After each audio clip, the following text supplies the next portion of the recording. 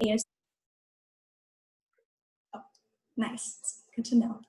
Again, I work in the registrar's department at the ASU Art Museum on ASU's Tempe campus, which I would like to acknowledge sits on the ancestral homelands of the Akima, O'odham, and Pipash peoples. Being a registrar entails a lot of behind-the-scenes, back-of-house work with the permanent collection, as well as handling the museum's outgoing and incoming loans and newly acquired objects. I've been a registrar for 4 years now and first joined the museum team in 2013. So I'm thrilled to be here today and brag to you about one of my absolute favorite pieces in the museum's collection, and that is Adriana Varajao's Ruana de Charquequina, which is pictured here in the foreground. I will be sharing how the museum collected this vital piece, how it fits within the scope of Varajao's other works, how I feel it prompts difficult conversations about colonial histories, and lastly, share the international adventures I was able to take with this piece. All right, before proceeding, I just want to give a little warning. Some of Varajao's work I will be showing images of today involves very visceral, painted elements that appear to be bloody organs and intestines protruding and sort of pouring from the surface. And so there will also be minor talk of cannibalism. So just maybe if you're very squeamish and you're eating lunch, you might feel a little something, but it's totally worth it. Adriana Varejão was born in Rio de Janeiro in 1964 at the outset of the Brazilian military regime that lasted until 1985. This was a time when authoritarianism and persecution was rampant. This caused artists of that time to forge new ways of creating their work using indirect modes of expression to sidestep strict military censorship. They investigated boundaries between the acceptable and the forbidden, boundaries that Varajao plays with in her work. She continues to live and work in Rio de Janeiro today. Her work is a visual exploration of the beauty, pain, and complexity of Brazil's indigenous and colonial past. Although her practice is very diverse, Varajao maintains a commitment to the medium of paint. The main piece I'm focusing on is again Ruana de Charquequina. This work was created in 2003 and the ASU Art Museum purchased it in 2006. At the time of its acquisition, the museum felt that the sculpture could offer potential for discussion on many levels, political, social, and personal. It strongly contributes to our Latinx collection. It has traveled to the Museum of Contemporary Art Kiasma in Helsinki, Finland, the Institute of Contemporary Art in Boston, and the Museo Tamayo in Mexico City.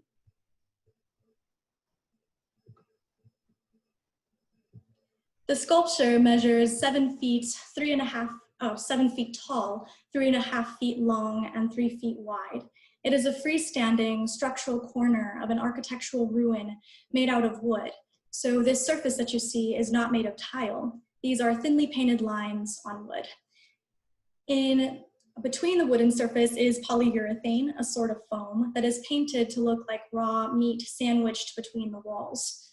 The technique that the artist employs is called trompe-l'oeil, a French term for fool the eye. It is an art technique in which objects are painted in photographically realistic detail as to deceive the viewer concerning the material reality of the object. So what is Varajao communicating through this pristine monochromatic tiled surface that reveals a meaty interior? In order to get a better idea, we got to talk a little bit about cannibalism. Cannibalism played a significant role in the warring culture of indigenous populations of Brazil, particularly the Tupinamba people who inhabited almost all of Brazil's coast when the Portuguese first arrived there. As a ritualistic consequence of war, captives from the losing tribe would be fed to the members of the victorious tribe. This ingestion of the enemy was a symbol of both control and respect. Cannibalism was used to justify colonizers' aggressive tactics and forced conversions of religion. So while their objective was complete conversion of this tribe, the Tupis' cultural and religious beliefs were more fluid, meaning they did not allow this conversion to mess with the preservation of their most valued traditions, despite being assimilated or enslaved. They remained resilient. The image shown here depicts a work by Flemish printmaker Theodorus de Brie, who documented the colonization of the Americas during the 16th and 17th centuries without ever having traveled there. He based his illustrations off of written reports. Secondhand depictions of gross exaggerations that had a profound impact on the way Europeans perceived indigenous tribes of Brazil.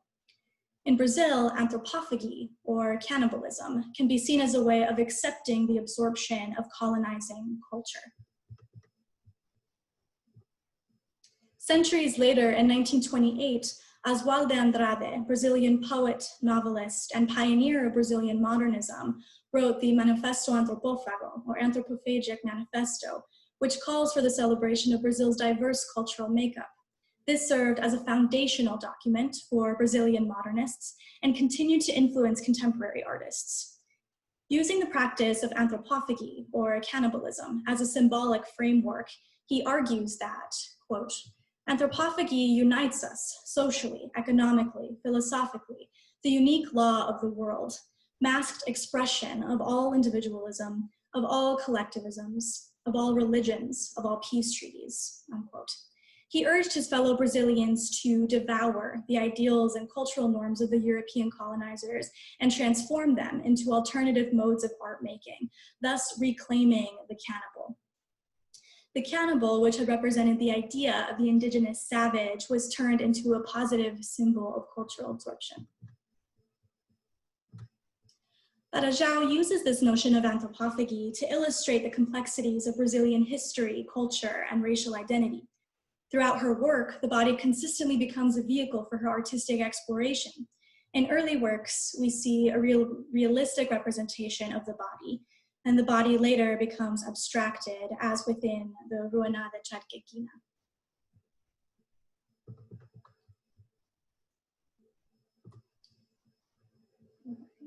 In an early work entitled Entrance Figure 1, Varajao paints the surface to represent a segment of a colonial blue and white tiled wall, a decorative facade found throughout Brazil. During colonization, the architectural character of Brazil was changed by this Portuguese tradition, the blue and white azulejo, or tile, an imperial material used to decorate Portuguese palaces, convents, and gardens. Through painting the surface to resemble the azulejos, Varajao reflects on their enduring role in post-colonial Brazil. Such life-size entrance figures, such as the one seen here, usually depicted noblemen, as the entrance figure painted in the church of Santo Antão do Torral in Portugal. One would enter these elite spaces and were greeted by the noblemen, symbols of courtly sociability and etiquette. Varajao instead replaces the nobleman with a nude female warrior covered in floral tattoos, holding a spear in her left hand and making a welcoming gesture with her right to the scene of cannibalism and barbarity behind her. We once again see Theodorus de Brie's work of barbaric savagery. Varajao further appropriates this particular indigenous female warrior from French painter Jacques Lemoyne, known for his ethnographic drawings and botanicals, a whitewashed figure decorated with botanical species newly introduced to Western Europe, a stand-in for yet another discovery made under Eurocentric power. Varajao reconstructs the allegory of the savage indigenous figure in order to expose a historical narrative full of sexism and false exaggerations. As her work develops, the representation of the body becomes further abstracted.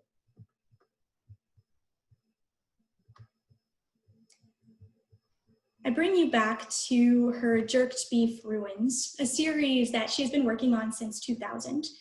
These particular meat paintings, one second, wrong slide. Okay, here we are. So these particular meat paintings hang on the wall, flesh living within the crevices of the ornate tiles that the artist paints in by hand. The ruins reference both historical violence and the body without actually showing either. They're equally alluring as they are grotesque. As this series develops, the tile painting comes off the wall completely, transforming into architectural structures, fragmented ruins that interrupt the space. As shared by the artist in an interview, the ruins serve as metaphors for uncompleted time. They indicate fragility in tradition, the precariousness of the idea of plans, and the instability of values in countries like Brazil, where discontinuity is the rule. This notion of discontinuity has found itself in various periods of history in Brazil after colonization, including the military dictatorship of the 19th century, lasting from 1964 through 1985. What she communicates most successfully through these architectural pieces is a questioning of the structures not just present during European colonization, but structures of abused power in general, instilling in the viewer the desire to enact social change in a post-colonial society. Varajao pushes the boundaries of painting further in the more tortured surfaces of her tongue and incision pieces. These works are literal unveilings of the surface, symbolically revealing the underbelly of Brazilian history. The decorative tile pattern is interrupted by large incisions that cause the surface to peel away, to droop and curl like a tongue. I'm fascinated by these works because they blur the boundaries between painting and sculpture. She treats the surface as a body that is vulnerable to transformation, its openings alluding to the violence enacted on indigenous tribes and their land. Using trompe-l'oeil tactics to heighten the reality of it, these are extremely tactile and saturated in blood-red hues, making the organs, tendons, and guts as palpable as possible. She's freezing a moment to allow us to contemplate our own histories and bodies, prompting us to ask what hides beneath the surface.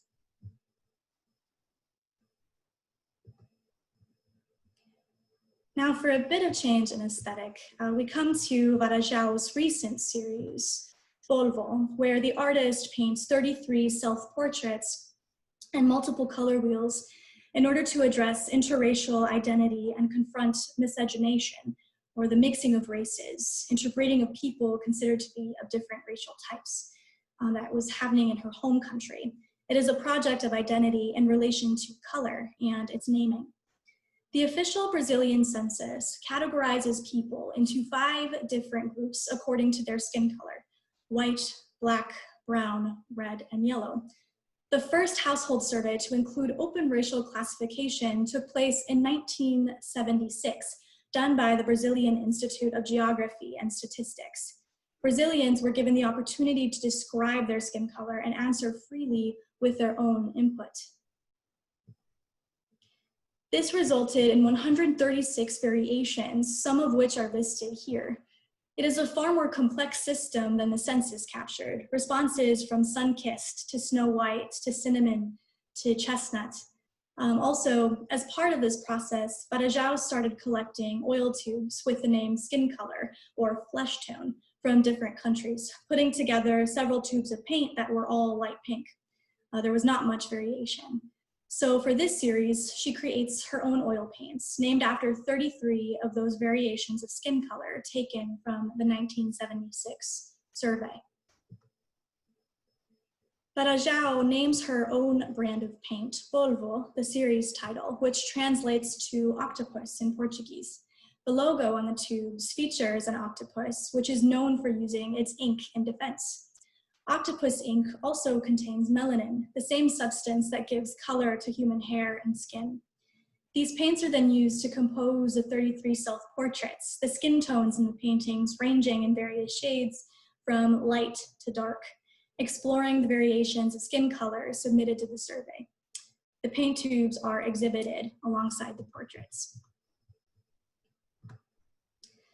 The portraits were initially inspired by 17th and 18th century Spanish and Portuguese casta paintings in the post-conquest period. These images sought to document interracial mixing in the New World as an attempt to classify racial diversity.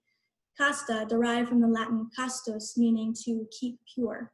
Using more than 100 categories of racial intermixing, the casta system classified a broad spectrum of combinations of white, Black, Indian, and mixed race heritage. Those considered purebred were recognized as part of the nobility and held greater economic and social power. Even at this early stage in Latin American history, those of Black and mixed race heritage occupied less privileged positions. This helped establish and perpetuate a rigid hierarchical taxonomy based on notions of purity associated with whiteness. In an interview with Cultura Colectiva, a Mexico-based media publisher, Varajao shares how color acts as a language, and the classification we give it is artificial. These works allow us to rethink systems of classification or perhaps reflect on how they still very much exist.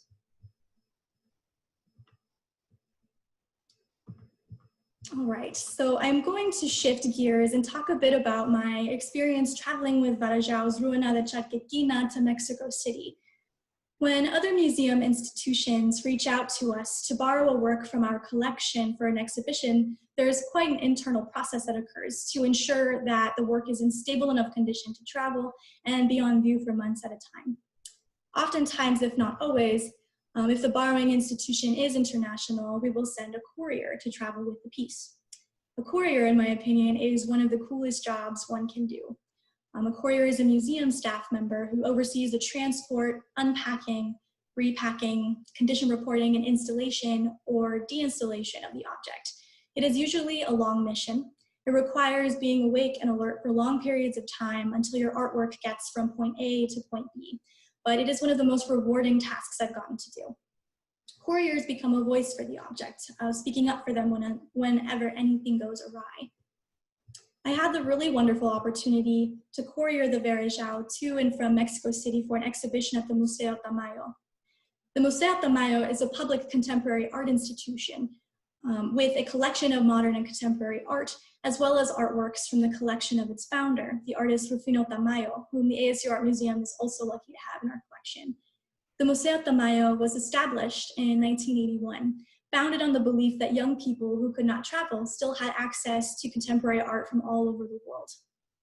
The monographic exhibition, Otros Cuerpos Detrás, or Other Bodies Behind, organized by the Museo Tamayo, explores the lines of research that Adriana Varejão has developed in her artistic practice since the 90s. It brought together pieces created over 3 decades and structured according to 3 different bodies of work. Her figurative paintings of the 90s, a selection from the series Jerk Beef Ruins, which is where our piece falls in, as well as her latest series I discussed earlier, Polvo.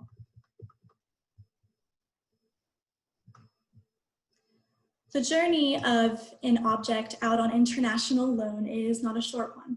Before it begins, we of course have to ensure that it is packed for long distance travel. For the Varajao, this meant laying it down on its side where it could bear the most weight and could not tip over in any direction, making sure none of the foam was touching the walls of the crate at any point, and using padded bars for bracing it in place. The day for travel starts by needing a trailer truck early in the morning, small suitcase in tow, and ready for a road trip. The moment that the crate leaves the museum loading dock, I'm responsible for getting it safely to the borrowing institution.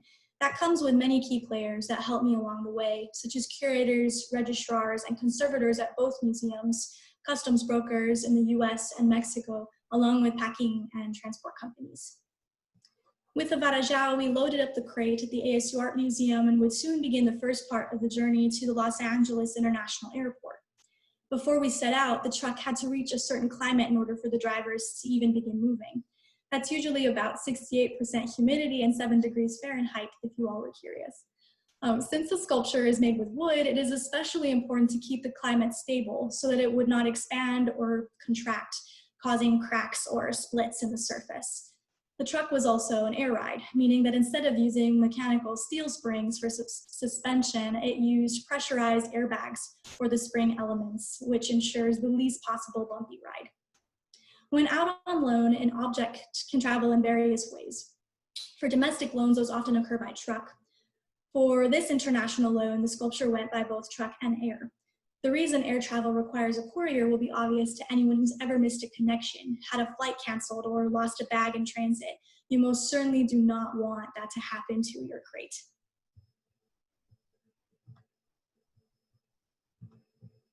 Once arriving at the Los Angeles airport, the crate is transported to an airport warehouse where you might see anywhere from fancy foreign cars, horses, or even bees.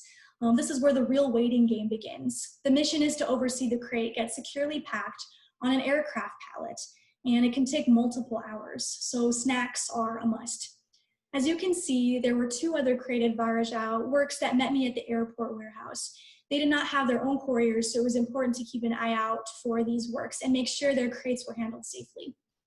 From here on out, the 3 Varajao crates would remain together until they arrived at the Museo de Mayo and were unpacked and installed. An aircraft pallet is like a giant cookie sheet. A plastic sheet is placed over the pallet first, then the crates are placed on top, strapped into place. The plastic is then wrapped around the crates and held in place with shrink wrap. And this is in the case the crates end up sitting on the tarmac in the rain for hours. And finally, a cargo net is applied over it. A security agent sits with the pallet until it is taken to the tarmac and loaded onto the plane. Since the crate was quite large, it could not fit in a regular plane, but instead had to fly via air freighter or cargo plane. That means that there was only the flight crew and myself on the plane, along with many pallets of cargo in the back. Being able to sit in the cockpit has been one of the most thrilling experiences, really offering just an incredible view at takeoff and landing. We landed in Mexico City around 5 in the morning. I'm driven from the side of the plane to the airline's offices to wait for a representative that handles the logistics of getting the crate off the pallet, cleared through customs, and to the museum. Once the representative arrives to pick me up, we drive to the airline warehouse to get the Varajao crates off the pallet and loaded onto a fine arts truck. At this point of the trip, it is important to analyze the outside of the crate to make sure that there has not been any damage to its exterior. The wooden feet that are drilled into the bottom of the crate should still be secured in place to provide equal weight and not cause the crate to tip over or be unbalanced. Should there be any visible damage to the exterior, or if the crate is mishandled at any point by an airline worker, such as roughly dropped on the ground, photo documentation must take place and written reports are created to document anything that happened that could potentially harm the work. However, you won't know for sure how the object is doing until the crate is opened once it arrives at the museum institution. The moment that you open the crate after hours and hours of road and air travel is one of the most nerve-wracking parts. However, if the piece was packed well and handled properly and with care throughout the trip, the work is of course more likely to arrive without any damages. Couriering also involves truck chases through busy traffic. Thankfully, it is not my job to drive because I would be really terrible at that. But essentially, the representative drives closely behind the fine art truck with packed crates in tow, and I'm able to just kind of keep track of any rough passages along the road, particularly bumpy areas, potholes, and just be mindful of its overall motion. The point in following closely behind them is to just make sure they deliver the work directly and safely to the museum. And this goes along with not allowing the crates out of my sight until delivered and secured at the Museo de Mayo.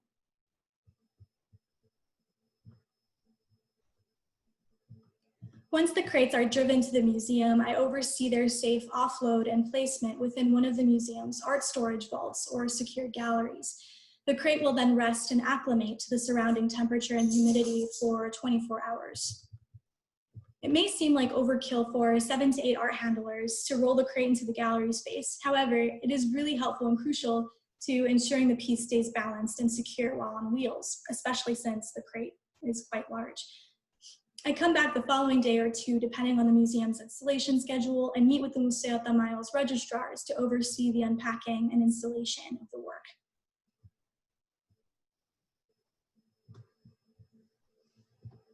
The goal of installation is to not have to move the piece more than once. The more likely you have to shift the sculpture in the gallery, the more likely it could result in damage to the foam elements that protrude from its sides. To remove more risk, the crate is placed in the exact area where the curator would like the work to be displayed for exhibition. The work is unpacked, and skilled art handlers lift the piece by only touching the flat wooden walls to place it upright on the gallery floor. As you can see, this work took 5 art handlers to secure the work from all sides and make sure it was gently placed upright.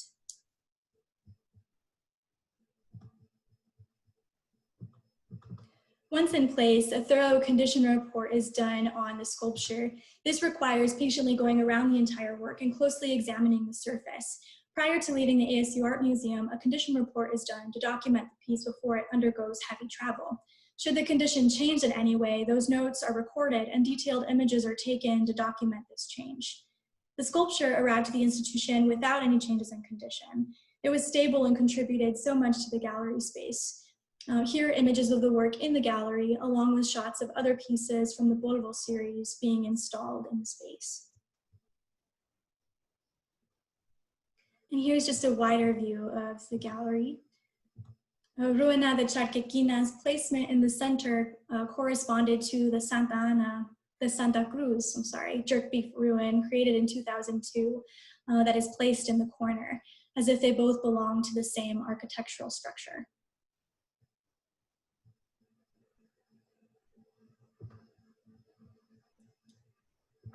The exhibition design allowed for the ruins to kind of breathe on their own, calling for visitors to walk around them in their entirety.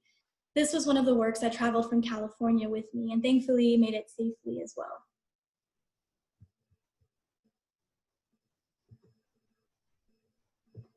Traveling with this piece from our collection was a special opportunity to learn about its needs and how an object of its size and material could travel successfully. Working so closely with the piece and getting to see other works by Varajao at the Museo Tamayo made me even more appreciative of her process.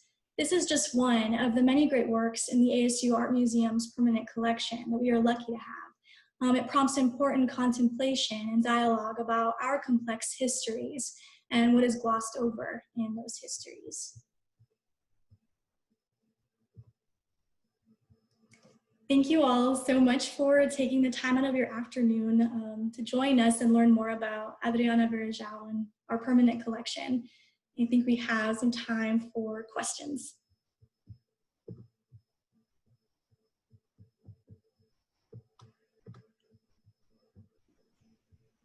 So yes, to the audience, if you have any questions, please feel free to add them in the chat, or if you'd like to unmute yourself to have a conversation, I also encourage that.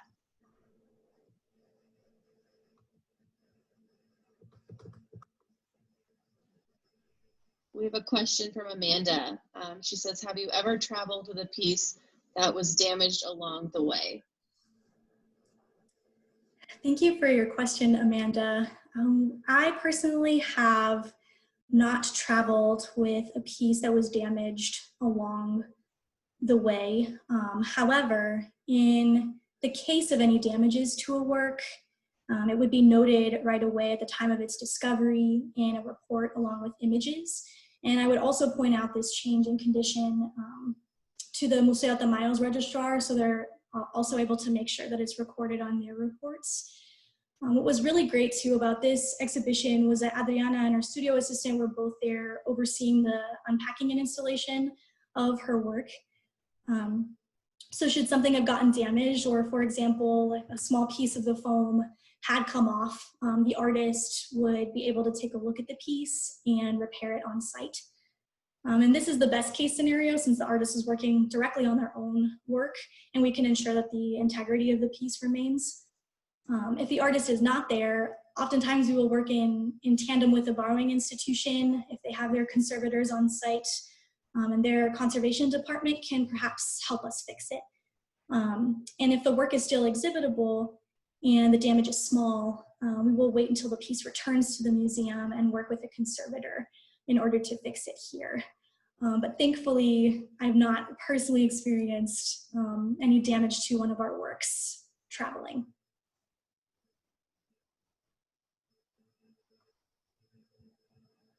We have another question.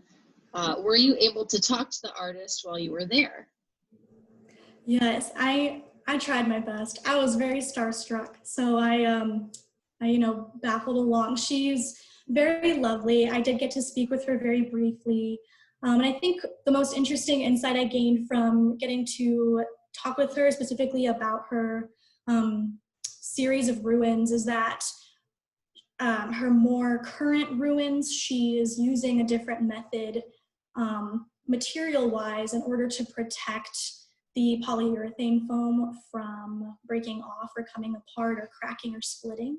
And I think it involves some sort of resin situation. And so that was also just really nice to hear and to know that should the piece, while under our care, undergo cracking or splitting, that we're able to reach out to Adriana and discuss with her the potential of having her maybe include resin on our work or ways to preserve the piece. Thank you.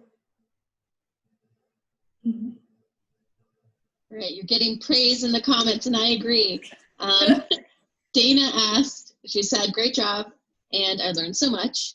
Have you encountered research about the materials Adriana used in the making of the ruins or in your conversations? I have not personally encountered or sought out additional research in her works. I think for me, I am overall very interested in learning how she stabilizes the works that are more vulnerable, such as the Tongues and Incisions series. I feel like those are also more sculptural.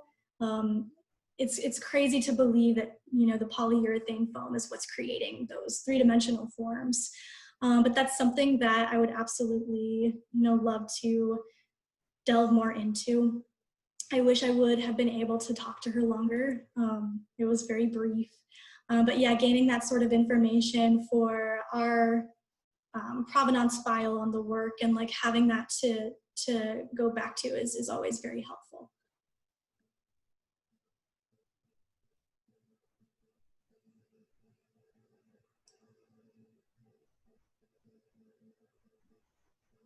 We have time for maybe 2 more questions.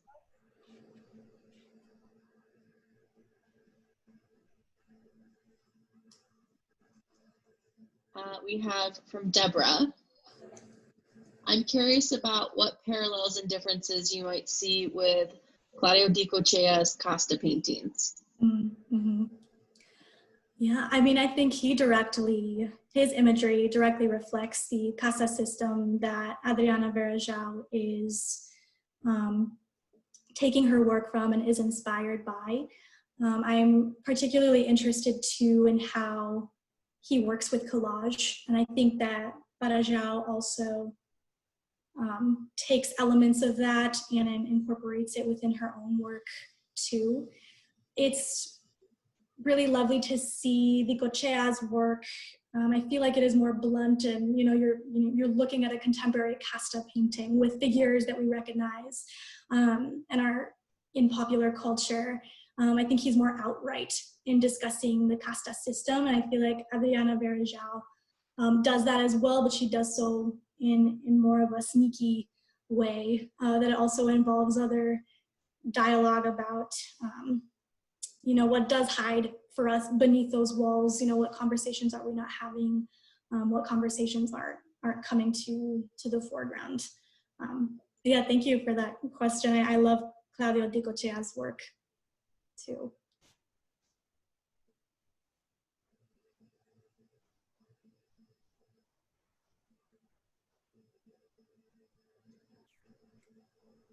Hi, I have a question. Can you hear me okay? I can, yes, thanks. I'm super fascinated by the registrar process. So I worked at the Contemporary Art Museum in Denver. So you kind of touched upon this before a little bit, but what happens if the piece is damaged on display? What is your role? Like, do you have to fly to that museum, and or is that something that the registrars at that museum can handle on their own? Yeah, that's a really good question. Thank you. Oh, I'm sorry. I have a follow-up too. So like, what if in addition, so like, let's say it's in the middle of its exhibition process too. So it's damaged. Do you have to fly back and examine it, or is that the museum's responsibility? And also, if it's damaged beyond repair, like, so for example, if that wall crumbled, what is your role in that specifically? Right. Yeah, that's the worst nightmare. I don't even want anything crumbling. But yeah, so if a piece is damaged like mid-exhibition, it is the registrar, the role of the registrar at the Museo Tamayo or any of the borrowing institution to alert us immediately since we own the piece, and of course loop Ariana in. I think that's what's really great about working with contemporary artists, is that they are alive and they're able to give us information on their works and how to repair them. And so she would also become a part of that conversation probably immediately. And so they alert us, they alert our conservator, and we discuss, best steps. They document it too, so we're able to kind of see what we're working with. And if it, isn't able to be repaired, of course, it's not left out on view. So, essentially, we would fly out to oversee the repacking of the work, to stabilize it and to ensure that nothing more happens to the piece. We want to make sure that no further damage occurs. And so, we wouldn't continue to put it out on view. It would be very well documented. And essentially, I believe they would, probably have to work with their exhibition design to fill that spot. I think worked with that situation, which is really great. And with this particular loan, interestingly enough, they extended their exhibition, and so we were able to get a mid-condition check, which is always really great for us. We're always able to kind of tune in and see how the work's doing, and that everything's looking okay. We're not having to worry about any structural damage that could happen whenever the exhibition is over and comes back to us. Wow, thank you. Yeah. Thanks, Kevin. And then we have another question. When the piece is in the tarmac and the plane, is it possible to stabilize the temperature and humidity? Yeah, so it is not, so I don't have say, right, on what the AC in the plane can be. In an air freighter, it's freezing. It's like a freezer essentially, and so that's actually, it's good conditions for the artwork. It's not overly hot. It's not fluctuating too much either. And so once the plane takes off from the ground, the controls are pretty stable while in the air, and we are able to put, or the crate has a humidity and temperature data logger within it, and so we're able to determine any fluctuations that did happen and keep an eye out on the temperature and humidity readouts at every point of travel, which is really awesome to have that technology. And so that helps us in being able to see, what kind of happened in those areas where we didn't have a say over what the temperature could be or what the humidity could be.